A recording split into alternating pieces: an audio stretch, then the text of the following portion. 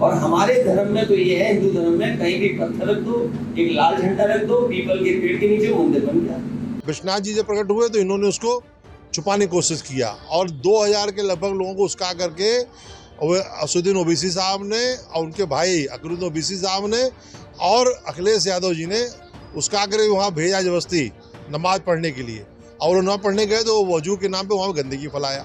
अभी यूपी के उपचुनाव की वोटिंग खत्म ही हुई थी कि ज्ञानवापी श्रृंगार गौरी केस को लेकर हेट स्पीच मामले में सपा सुप्रीमो अखिलेश यादव, AIMIM अध्यक्ष असदुद्दीन ओवैसी और उनके भाई अकबरुद्दीन ओवैसी की मुश्किलें बढ़ सकती हैं। दरअसल इन नेताओं ने ज्ञानवापी श्रृंगार गौरी मामले में कथित शिवलिंग को लेकर बयानबाजी की थी। सपा मुखिया अखिलेश यादव ने इस दौरान कहा था कि किसी भी पीपल के पेड़ के नीचे पत्थर रख दिया जाए और एक झंडा गाड़ दिया जाए तो एक मंदिर बन जाता है।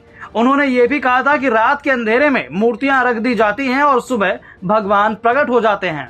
और हमारे धर्म में तो ये है, हिंदू धर्म में कहीं भी पत्थर रख दो, एक लाल झंडा रख दो, पीपल के पेड़ के नीचे मंदिर बन गया। दूसरी ओर AIMIM अध्यक्ष असदुद्दीन ओवैसी ने ज्ञानवापी मस्जिद में मिले कथित शिवलिंग को फव्वारा बताया था।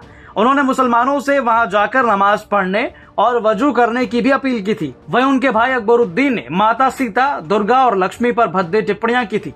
आपको बता दें कि इन्हीं बयानों के खिलाफ वाराणसी न्यायालय का दरवाजा खटखटाया गया था।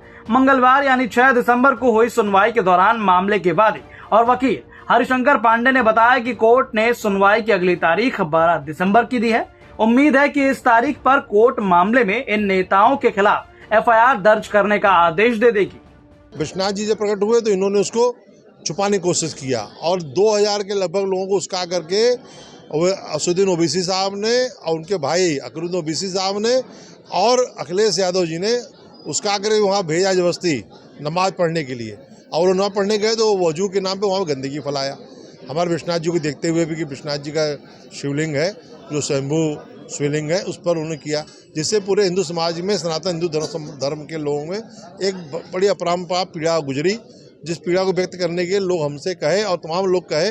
उसके बाद हम लोगों ने यहाँ पे एक परिवाद दाखिल किया इस शपथ दिन में कि सर ये बहुत बड़ा अनर्गल कार्य हो रहा है, जिसके तहत हमारे आराध्य को जानते हुए भी कि इनके आराध्य हैं, जानते हुए भी सब कुछ करते हुए जानबूझ के उन्होंने 2000 की संख्या में लोग जुट करके वजू के नाम पर गंदगी फैला रहे हैं और हमको हमारे पूजा से हम लोग को वंचित किया जा रहा है, जिस पर पुलिस कोर्ट ने मेंटेबिलिटी पर 4 महीने समय लगा दिया।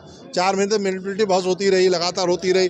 अंत में कोर्ट को समझ में आ गया कि प्रमा फेसी सही है, ये घटना घटी है और इस पर किया जाए। उस पर कोर्ट ने तलब किया आख्या थाने से, थाने ने स्पष्ट रूप के दिया कि हाँ इनका प्रथम पत्र मेरे पास आया था और इस पर चूँकि न्यायालय में मामला विचाराधीन था इसलिए मुकदमा दर्ज नहीं हुआ। हाँ इसमें सच्चाई है इनके, उसमें इस पर कार्रवाई का किया जाना आवश्यक है। तो 12 दिसंबर 2022 को ये डेट पड़ी है और 13 को जो इलेक्शन है तो 12 को इस पर सुनवाई होगी। संभवतः हम समझते हैं कि 12 को ही FIR दर्ज होने का ऑर्डर हो जाना चाहिए। आपको बता दें कि यह मामला वाराणसी के ACJM पंचम की कोर्ट में सुना जा रहा है। वाराणसी से रोशन जायसवाल की रिपोर्ट, यूपी तक।